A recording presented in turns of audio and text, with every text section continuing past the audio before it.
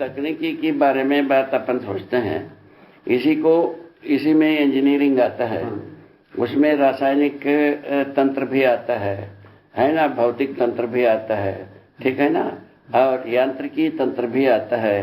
तो इन्हीं तंत्रों को जो हम समन्वय करते हैं उत्पादन के लिए, एक अनुकूल परिस्थितियों को बनाते हैं, अनुकूल योजना बनाते हैं और इन सभी तकनीकों को नियोजित करके उत्पादन कार्य को संपादित करते हैं। बात ये है। उसी के साथ साथ एक सड़क हुआ है ना, सेतु हुआ है ना, बड़े बड़े यंत्र हुआ, इन सबको बनाने के लिए भी हम जो ये तकनीकी का प्रयोग करते हैं। तकनीकी किसी विचारधारा का उपज नहीं है, मनुष्य की आवश्यकता का उपज है। सभी तकनीकी अभी यावत तकनीकी है प्रक्रिया हमारा आवश्यकता के आधार पर उपजी हुई तकनीकियां हैं। ये विचारधारा के आधार पर नहीं आया है। जैसा भौतिकवाद के आधार पर कोई तकनीकी आए, ऐसा कुछ भी गवाही नहीं है। अध्यात्मवाद के आधार पर कोई तकनीकी आ गई, ऐसा कोई गवाही नहीं है। ठीक है। तो सहअस्तित्व को ध्यान करने पर भी यही निकलता है, सहअस्तित्व के आधार पर कोई तकनीकी निर्धारित होगी, ऐसा नहीं है। सहअस्तित्व के लिए हम तकनीकी को उपयोग करते हैं। एक आवश्यकता के आधार पर तकनीकी आती है। हल जोतने की आवश्यकता आई, हल बनाने की तकनीकी आ गई, इतनी ही बात है।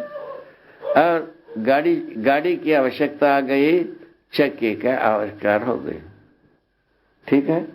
और हमको ऊष्मा की जरूरत पड़ी, आग का आविष्कार हो गई। आग को हम सहअस्तित्ववादी विधि से आग कैसा पैदा करोगे, ये कोई भाषा नहीं है ना। सहअस्तित्व विधि में हम ईंधन विधि को पहचानेंगे, ठीक है। ईंधन है जो कुछ भी हम ऊष्मा चाहिए वो सब ईंधन है न कहलाता है, उसको हम सहअस्तित्ववादी विधि से ईंधन नियोजन को हम पहचानेंगे। उसके बारे में बात हो चुकी है। उसको तकनीकी कहेंगे या नहीं? किसको? ईंधन विधि को तकनीकी है ही है। ईंधन विधि हमको पता ही है। हाँ। ईंधन क्या है हमको पता ही है। अभी पहले अपन विचार किए तो कोयला को कोड़ना तकनीकी है, ठीक है ना।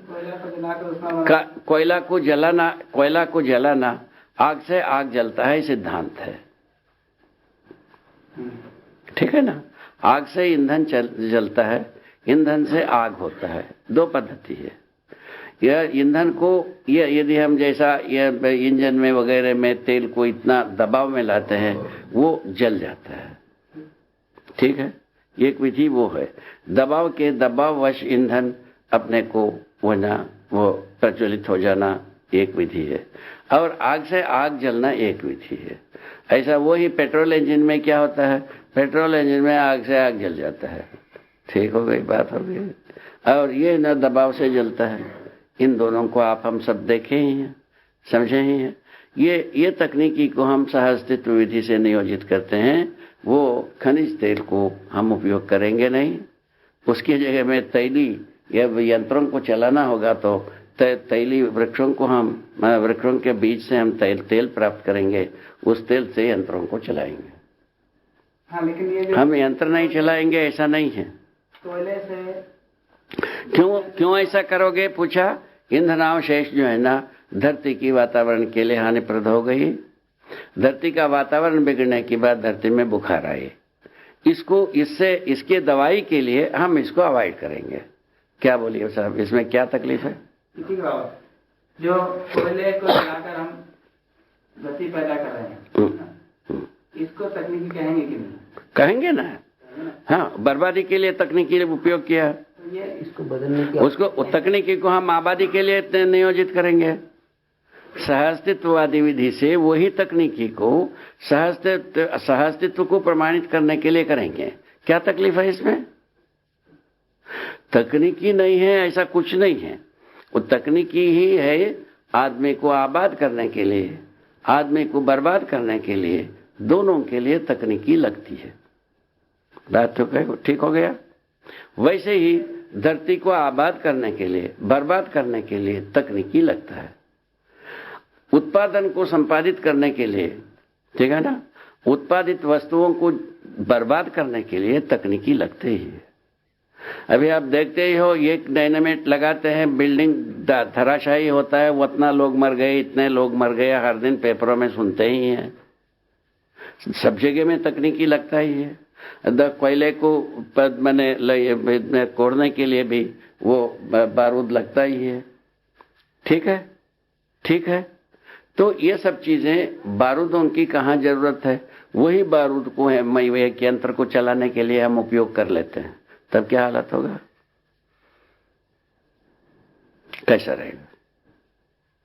यदि वो बारूद से वातावरण प्रदूषित ना होता हो, मानव के लिए हितकर हो, बारूद से चलने वाली हम यंत्र को नहीं बना सकते? बना सकते हैं कि नहीं बना सकते? क्या आपका कहना है? बारूद जब वो इसको कोयले को फोड़ता है, पत्थर को फोड़ता है, बिल्डिंग को गिराता है, ठीक है, ये सब सुनते हैं कि नहीं? जिस वस्तु का प्रयोग करें उसकी आवर्तनशीलता है कि नहीं?